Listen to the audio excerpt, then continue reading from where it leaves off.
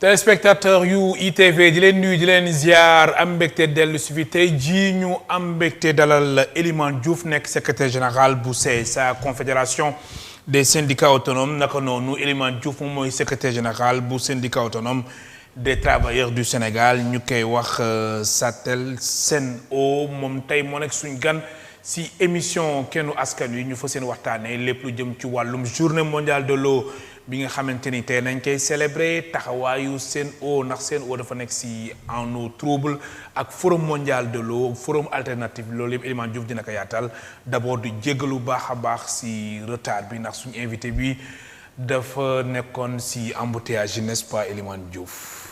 asalaamaaleykum waa émission ITV Kennu Askan Wi ñu ngi leen di nuyu di leen baalu àq ci retard bi donc activités yu bëri ak dëkk bi nga xam ne circulation bi souvent day xat moo tax ñu xaw a accuser retard mais ñu ngi koy jégalu di saluer auditeurs yi di ñaan waxtaan bi ñu fi waxtaan andil ay yokkute ci information population yi ak liggéeykat yi aussi seen demee. très bien alors mbir bi nañ koy tàmbali ñu dem sa Diamniadio ndax foofule depuis démb ibbi nañ fa lu ñu wax 9e forum mondial de l'eau si teewaayu kilifa yu bëree rawatina aussi njiitu réew mi président Macky Sall mi nga xamante ni ñëw na bu baax a baax ci wàllum solo gi nga xamante ni ndox am na ko naka noonu lépp lu jëm ci wàllum accès à l'eau potable dañ si teewlu kenn si ndaw yuñ fa yabal di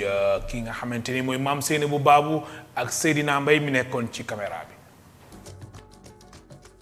ci ab ambiance bu am solo la juróom-ñeenteelu forum mondial bu ndox tàmbalee ay vidéo yu am solo yuy ñëwaat ci solo su ndox. ñaari nit yoo jël ci juróom ci àdduna wërngal këpp dañuy dund ci ay dëkk yoo xamante ne ndox dafa manqué lu tolloog 200 milliards nit dañuy daldi jëfandikoo lii di eau polluée bu ñu sukkandikoo ci suñu njiitu réew heure bi nag garaaw na loolu sax. ira de mal en pis. fi mu toll nii li ñu seetlu moo di ne su fekkee ne teeluñu ci jóg mbir yi nar naa gën a yàqu te lu waral loolu moo di ne gis nañu ko nit ñi ñoo ngi gënti bëri ci àdduna bi waaye itam urbanisation bi ni mu war a ameewul noonu activité industrielle yi itam nekk loo xam ne day gënti yàqu ndox bi juróom-ñeenteelu forum bi lee nag dafa war a nekk ab forum boo xam ne dañu war a sonné alerte bi maanaam wax ne mbir yi suñ ci jugul gaaw dina nekk loo xam ne dina mën a andi ay yàqu-yàqu ci àdduna bi te lépp lu jëm ci mbirum ndox nag dafa nekk loo xam ne dafa war a nekk ci xolu agenda international. L'agenda international. bu ñu sukkandikoo ci secrétaire général bu conseil mondial de l'eau forum bii la dafa nekk ab bërëb boo xamante ne dañuy xool nu ñuy fexee ba lijjanti jafe-jafe yi nga xamante ne du jëm ci wàllu kaaraange ndox mi. Oui, mesdames et messieurs, il y a urgence. am na ay urgence yu dul jeex te urgence yooyu nag moom moo tax ñu ñëw fii Dakar ngir mën ko fee yuuxoo urgence yi lu ci ëpp moo di ne am na obligation yoo xam ne bëri na ci ñeenti gox-goxaat yi ci àdduna bi waaye nit ñi ñu bëri dañ ci deful dara leen lu ëpp mooy ñu xool nan la ñuy def ba gën a yokku kaaraange ci mbirum ndox mi ndax ndox gi nit da koy moom te du ko mën a jëfandikoo ñu xool itam nan la ñuy def ba ndox mi nit ñi gën koo mën a am waaye itam ñu xool nan lañ koy jëfandikoo ci ni mu gënee ndax ñenn ñi dañuy yàq ndox te nekk na ay mbir yoo xam ne dañ ci war a andi ay coppite maanaam comportement bu nit ki war a am ak itam nan la war a nit ki war a jëfandikoo ndoxam fan la ko war a jëfandikoo ak fan la ko war a to jëfandikoo ndax nee naa la yooyee xam ne su fekkee ne jàpp nañ ko suñu xoolee nan lañ koy defaree rek dina tax ba ndox nit yi dinañ ko mën a am waaye itam alam gi dina am ndox gi mu soxla. Et l'eau pour la nature. ci kanamu président de la République bu Congo état yi nag dañu war a boole seen doole ngir mën a saafara li ni mel. Le partage de l'eau, l'accès à l'eau et à la gestion. séddaleem ndox mi waaye itam ndox mi ku nekk war cee mën a jot nekk na ay mbir yoo xam ne dañ ci war a gën a bàyyi xel ndax mbir mi moom fi mu toll nii am na ndox bërëb yu mu nekk waaye nit ñu bëri dañ cee mënti jot loolu nag ay jafe-jafe lay jur lenn la ñu war a gën a bàyyi xel mooy xeex bu njëkk mooy xeex bu mujj itam mooy def ba lépp lu jëm ci mbirum ndox ñu war koo mën a séddale ci nu mu gënee ndax solidarité googee ak itam te dugal koppar ci ndox mi moom mooy tax ba lépp loo xam ne ay défi la rek ñu mën koo relever. Des différents défis en présence. mu nar a doon juróom benn fan yoo xamante ne dañuy waxtaan sottante xalaat ngir indi ay saafara ba nga xam ni àdduna wërgal képp fu nit mën a nekk dina mën a am lii di ndox. mu nekkoon maam Seynabou Babou di ko jaajëfal bu baax a baax Seydina Mbaye moo nekkoon ci caméra bi. Elimane Diouf yow yaay secrétaire général bu CSA confédération des syndicats autonomes naka noonu nga nekk secrétaire général du syndicat autonome des travailleurs du Sénégal SATES-SEN'EAU. alors yaa ngi woon démb si daje bi nga xamante ni daje bu mag forum mondial de l'eau xam naa ni moom semaine bi moom yéen a aaye ndax même tey aussi yaa ngi woon ci forum alternatif bi. alors lii yëpp di wane dimension bi nga xamante ni ndox am na ko ci réew mi alors si tënk dem ban lecture ak tamit lan nga jàng si forum mondial de l'eau ubbite bi ak kàddu yi nga xamante ni moo fa génne.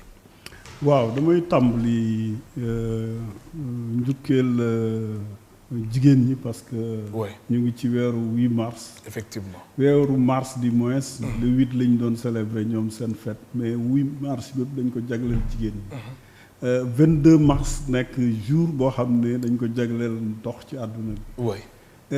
jigéen ñi nekk ñoo xam ne ñoom ñoo gën a sonn ci ndox amul.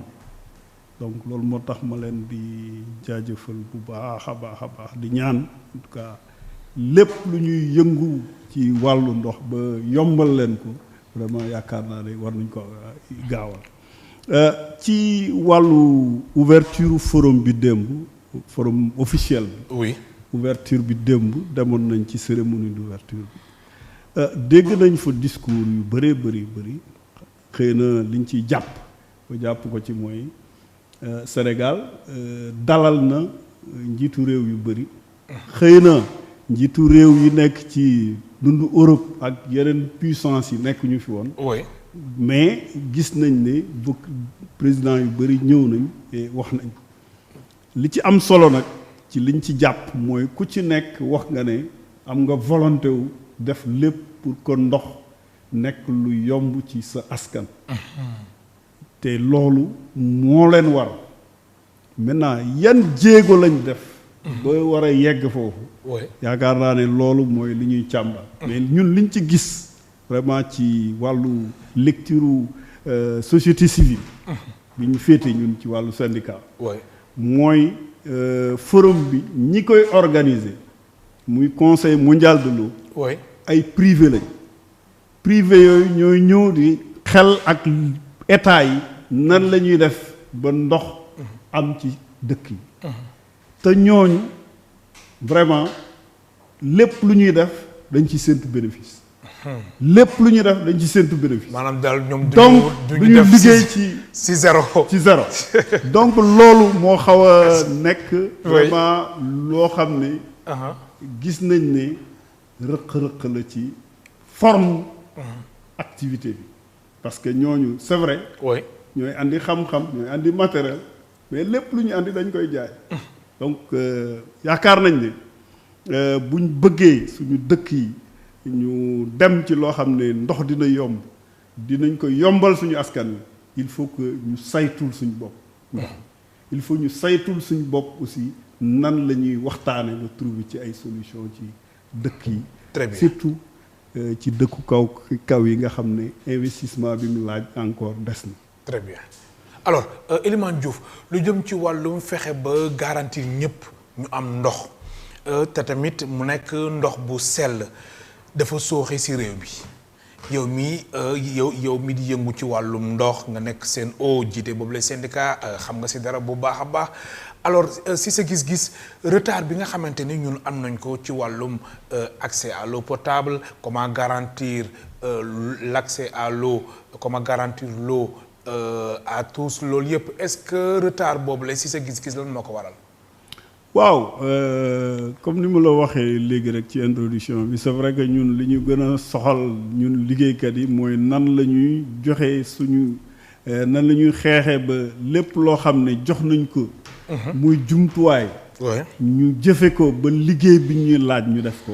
loolu mooy suñu cër. ci wàllu secteur bi. dañu xool nag ne ci biir loolu jumtuwaay yi day manqué.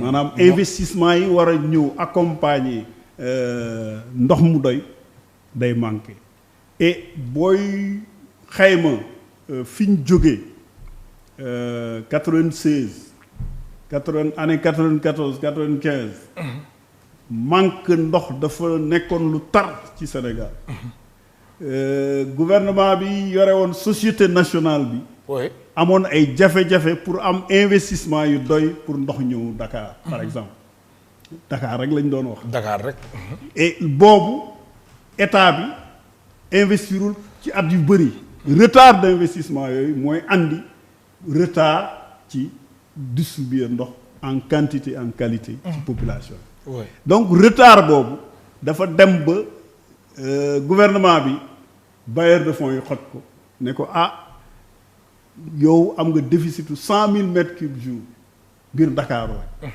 te loolu pour ñu accompagner la ci xëy na accompagner nañ leen ay fan ay yoon sottiwul léegi il faut nga privatiser une partie ci ndox mi pour permettre privé yi ñëw pour ñu mën a financer investissement donc loolu moo andi réforme bi andi woon SDE moo andiwaat daaw jéeg réforme bi andi Sen'Eau très bien te loolu nekkul loo xam ne permettre na jusqu'à présent ñu régler tous les problèmes mais lu tax yaakaar gi nga xamante ni askanu Sénégal amoon nañ ko si Sen'Eau mu ñëw ak coow yu si juddu yëpp mais dafa mel ni tey la wàllu gën a aay jafe-jafe yi bëri na askan bi am na si ñoo xamante ni ñu ngi jooytu mbirum ndox ba léegi naka noonu aussi factures yi cher na lu tax Sen'Eau ñëw mbir mi tagatembe Elimane Diouf. waaw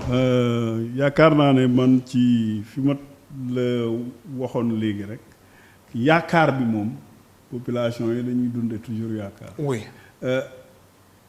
SDE bi muy dem Sen'Eau di ñëw.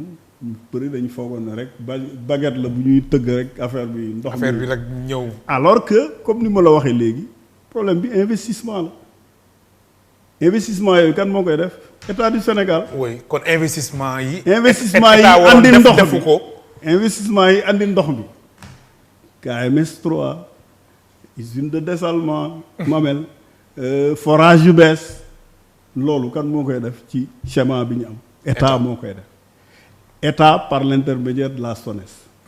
Est-ce que délai yi ñuy war a def seen ay études délai yi ñu war a réaliser projet yooyu def nañ ko loolu moo andi jafe-jafe yu aliment manque d'eau bi am. en tout cas ci biir Sénégal kon retard bi am retard d'investissement ba léegi investissement yi loolu retard d'investissement yi ba léegi mooy andi balaa affaire bi di yegg si déficit bi day yokk rek. yow xam nga Dakar ni mu yokkoo. oui gis nga Diamniadio ville bu bees presque buñ construire. gis nga yeneen agglomération yi créé wu Kër Massar et cetera donc dafa war a ànd ak ay études. yoo xam ne factuelles ñu teel ko def. presque 10 ans avant ñu ne voilà suñu plan d'action. oui bu 2020 jotee lii la ñuy def bu 2022. kon loolu jotul am. mais même bu amee day am retard ci exécution. même bu amee. mais justement lan moo tax travaux yi ak investissement yi am retard bu jéggi dayoo. mais loolu saa yu ñu joxee date bi duñ ko respecté. waaw mais loolu. soo jëlee rek kaaw par exemple kaaw KMS 3. KMS 3. lu tax KMS 3 rek usine de dessalement. oui du 2019 la ñu waxoon. dina ba léegi ñu ngi si 2022 ba léegi ñu ngi ci démarrage sax defaguñ ko ay attribution lañ nekk. donc loolu laa lay wax ni état bi moo war a saytu ay projet wax ne bu ma nee population yi lii dinaa ko def ci ba période sàngam bu amul état bi saytu ko jël mesures yi mu war a jël ci ñi nga xam ne ñoom la dénk liggéey bi yaakaar naa ne loolu moo ñu manqué. Sénégal dañuy sanctionner négativement mais ñi amul doole peut-être la ñuy sanctionner mais ñi nga xam ne ay buur lañ ba ay borom daraja lañ kenn du leen sanctionner. et yaakaar naa ne loolu moo waroon di nekk bréviaire gouvernement du Sénégal ak gouvernement bu mënti nekk bu ma nee projet tel surtout ndox ni mu amee solo ci population. bu ma nee dama koy réaliser en quelle année dinaa ko réaliser ci période yooyu bu ñu amee ay retard 3 mois 2 mois 6 mois. loolu c'est acceptable mais ay années. déficit bi di yokku. c'est inacceptable demande bi di yokku. population yi dañu am ndox loolu donc yaakaar naa ne loolu mooy état bi li mu war a def du ko def ba mu yegg. Très bien alors mbokk téléspectateurs yi ñuy suivre seen émission Kennu Askan Wi en direct si Canal Plus 217 TNT 15 naka noonu ci Eutelsat satellite ak TV d'Orange ñuy dalal tey Elimane Diouf nekk secrétaire général bu CSA di confédération des syndicats autonomes naka noonu Elimane Diouf moom mooy secrétaire général bu syndicat autonome des travailleurs du Sénégal SATES di nekk si SEN'EAU alors SEN'EAU foofu dañ fay taxaw gis nañ ni comme lu ma waxee léegi rek yaakaar gi daanaka tas na même sax su tasul 100% mais ñu bëri ñu ngi ko doon foogee ñu ngi ko doon xaaree mbir mi demeewul ni ni mel gis nañ aussi liggéeykat yi saa su nekk ñuy génn di wax seen ay jafe-jafe si wax seen ay désolation alors situation wu SEN'EAU lan moo tax ñu agsi fii Elimane Diouf. waaw yaakaar naa ne situation SEN'EAU li tax ñu yegg si fii c'est vrai que privé étranger yi toujours buñ ne réforme ci suñu dëkk yi dañuy yàkkamtee ñëw mais ñoom bu ñuy ñëw nañ fexe rek proposer ay prix yoo xam ne dina leen permettre ñu toog. maanaam ñoom daal seen intérêt. l'essentiel daal nañ fexe ba gagner marché bi toog. buñ toogee nag di door di lijjanti nan la ñuy fonctionner. ah bon. mais loolu moo am noonu lay fonctionner SEN'EAU fi mu nekk nii ñoom ñoo ñëwoon ak seen ay proposition de tarif. oui proposer ne lii bu ñu ma ko joxee dinaa ko doxale ci nii. première année bi ñun ñu teg suñu mémorandum de avant muy ñëw en 2019 négocier ak état du Sénégal nañu point yi nga xam ne man la concerné. muy permettre liggéeykat yi ñu am pourcentage ci. conseil ci capital bi. oui ñu ngi doon laaj 15% ñu jox ñu 8% ñun liggéeykatu SEN'EAU. 3% ñu séddale ko SONES ak ONAS muy 11%. am représentant ci conseil d'administration bi loolu dañ ko signé ak état du Sénégal. ci protocole boobu ñu signé woon ak état du Sénégal en 2019 ñu ne léegi nag comme. ki nga xam ne mooy gérer fermier bi maanaam société privée bi war a créer wu tànnaguñ privé étranger bi buñ ko tànnee ba pare bu ñëwee bu installé woo moom mooy négocier ak yéen directement ci point yi nga xam ne ci gestion la dépendre. ñu jàpp ne première année bi ñu ñëwee dañu ne comme dañuy door a installé wu may leen. deuxième année ñu tegaat mémorandum bi ne leen liggéeykat yi de. lii mooy seen soxla. parce que yaakaar bu rëy lañ am ci yéen. ginnaaw bi ngeen amalee. ngeen gagné wax état de grâce. bu ngeen gagné. état bi may leen ngeen lancé wu am ngeen une année deuxième année bi toog leen ñu wax ci suñu mémorandum parce que loolu mooy yaakaaru liggéeykat. ñu évoqué Covid année dernière. oui léegi année bii nag ñu tegaat nag le programme ne leen nag. vraiment point yi tey il faut ñu wax ci parce que yéen andeelu leen ñu vision bu leer programme yi ngeen ñu àndil ay expatriés yu bëri lañ ci gis ci ay tubaab yu ñëw ay mission ñu leen di fay nu leen neex te ñooñu liggéeykat sénégalais yi moom mën nañ ko def parce que experts yi ñu am Sénégal dem nañ ba doon leen exporter partout dans le monde muy Arabie Saoudite muy RDC muy yeneen dëkk yi ay Burkina partout dañ doon yóbbu ñun suñu ay cadres ak suñu ay techniciens ñuy dem di accompagner dëkk yooyu donc cela veut dire que ñun expertise bi mu ngi fi expertise baa ngi fi moyen vraiment intellectuel yaa ngi fi donc soxlawuñu woon ay mission yu dul jeextu xaaj yoo xam ne ça nous coûte énormément d'argent lii firndeel loolu mooy première année déficit bi ñuy wax ne moom la ñu 4 milliards 4 milliards oui année bii di ñëw waxaguñ mais dañ naan 2021 aussi am na déficit donc cela veut dire que investissement yi ñuy def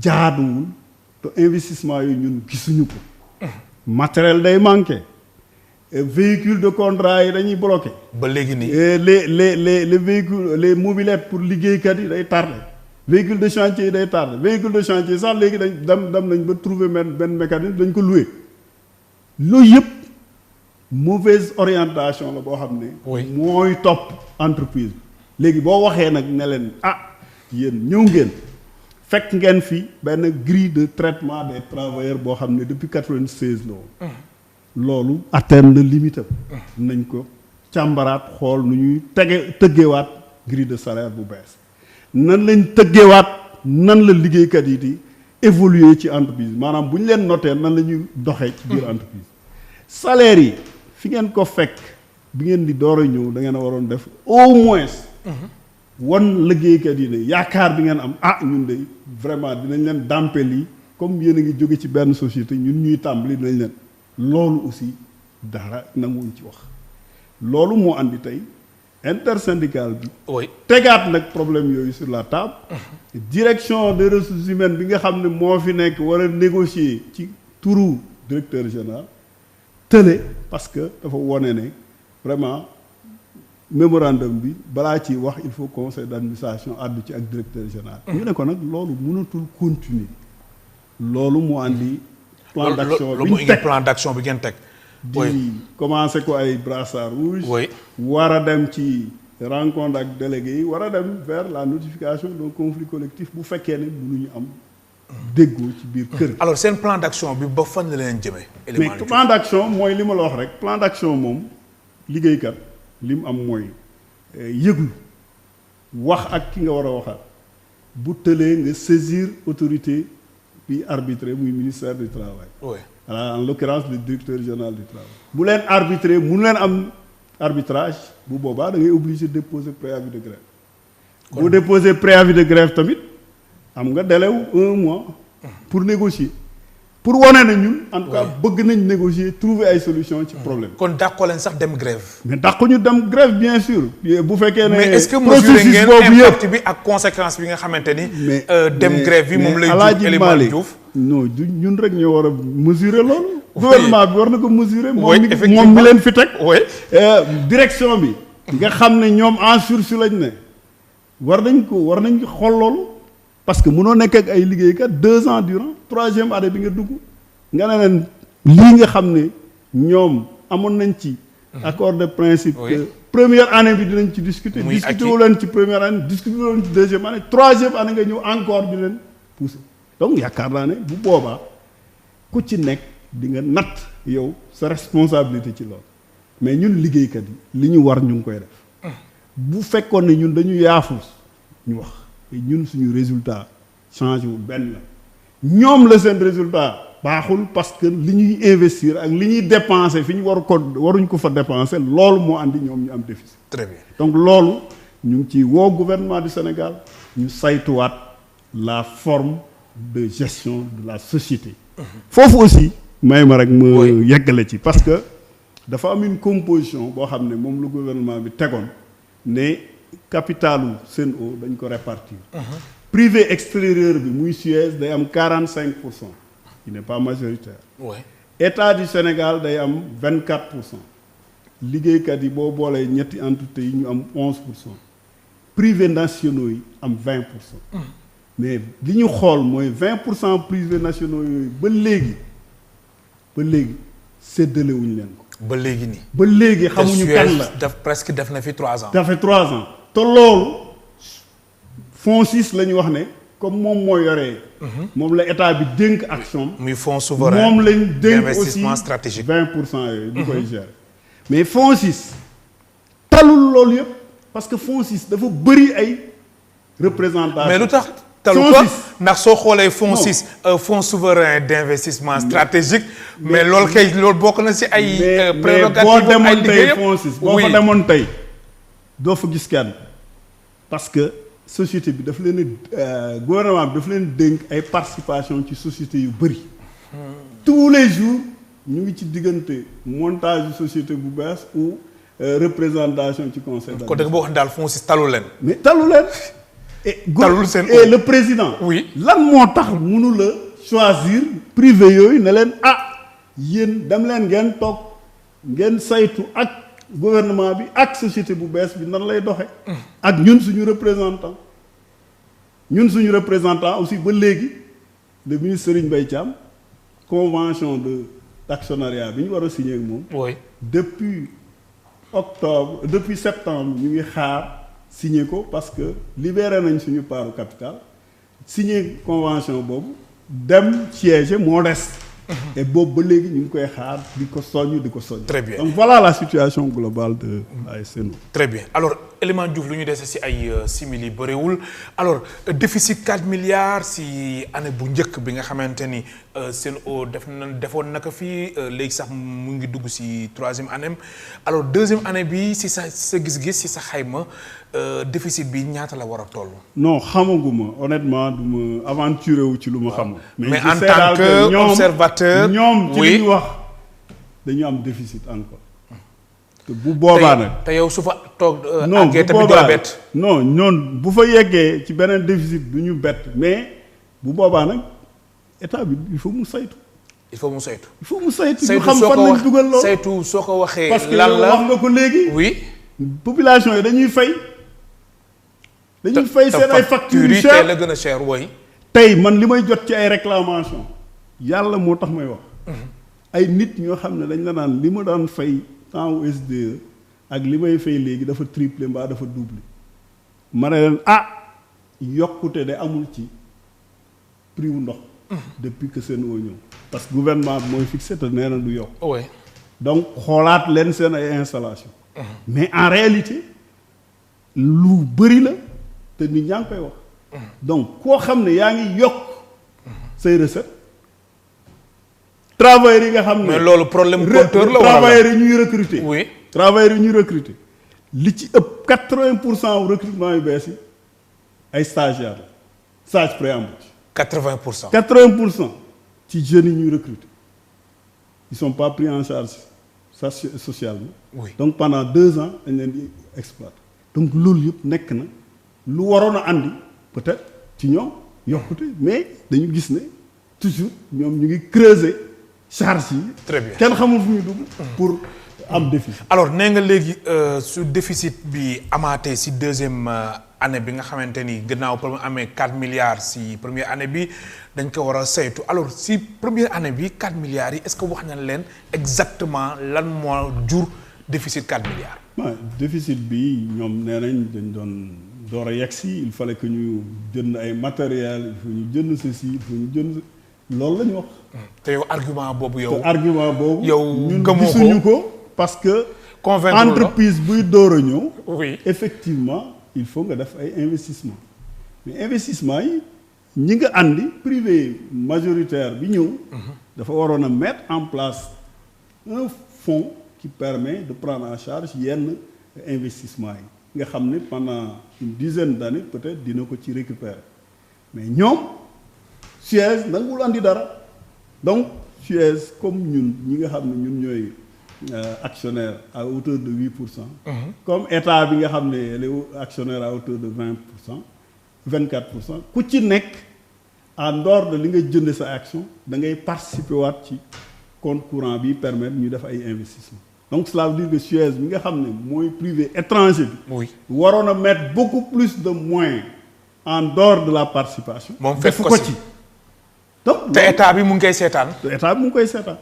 loolu mooy la situation de l'entreprise aujourd'hui et nous attirons l'attention de l'État. Oui. pour que mu saytu vraiment la gestion de l'entreprise à travers FONSIS et à travers le ministère de l'eau et de l'assainissement parce que ils sont représentés au conseil d'administration comme le ministère de l'économie et des finances. très bien. ñoom ñëpp am nañ fa wàll. pour saytu. am na xool solo fan la ñuy dugal suñu recette. très bien alors su weesoo li nga xamante ni moom nga doon jooytu léegi si liggéeykat yi alors seen acquis yi ngeen amoon amul lenn lu si wàññeeku amul lenn lu ñu si dindi wala. mais ak liggéeykat yi liñ ci jàpp loo xam ne mooy wàññeeku bi mooy ñu ci bëri en tout cas liñ ci constaté mooy cadre yu bëri seen yenn avantages yi buñ la changé dañ lay changé poste teg la feneen wàññi say par exemple. say avantage en termes de bu ñu la nee da nga amoon un véhicule de contrat dañ lay jox carburant dañ lay jox une indemnité yooyu wàññi nañ ko ñi doon am crédit téléphone wàññi nañ ko tout ce qui va dans ci wàllu jënd matériel wàllu ay investissement par exemple bu ñu nee dañ doon jënd ay véhicules de au moins catégorie buy jar 5 millions ou 10 millions dañuy wàññiwaat cotation donc loolu wàññi avantage la maintenant ci biir avantage yi nga xam ne liggéeykat yi am nañ ko. foofu liñ ciy mën rek mooy réduction de charge réduction ay heures supplémentaires réduire ay déplacements loolu yëpp ci lañ dëkk ba ñëwee ba léegi looy jënd même bu dee big 1000 francs bu dee 1000 francs ngay jënd dañ la xoolaat El Hadj Malick loolu ku ko def waroon nga présenter bénéfice. ah vraiment. vraiment ah si yoon. ci yoon bu fekkee nag ne da ngay xañ loolu liggéeykat sénégalais yi. oui xañoo ko tubaab yi. parce que tubaab yi kon tubaab yi ñoom def lu leen neex problème boobu amuñu ko. mais amuñu ko ñoom bien sûr. ñoom daal ñu ngi dund. boo ñëwoon tey def reportage nga xool oto yi tubaab yi di dawal ak oto yi sénégalais yi di dawal du benn. du benn ci coût ak ci lépp. donc voilà un peu environnement bi nga xam ne peut-être ci la ñuy. très bien alors juste rek en 30 secondes ëllëgu Sen'Eau lan la. El Hadj Malick il faut ma dugg nag ci yeneen liggéeykat yi.